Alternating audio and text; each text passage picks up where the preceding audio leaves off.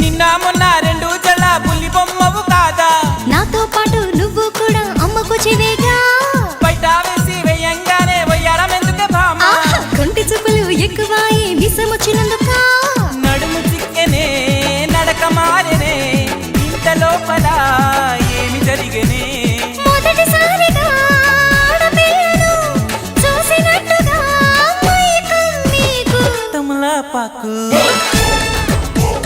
నమలి సొక్కు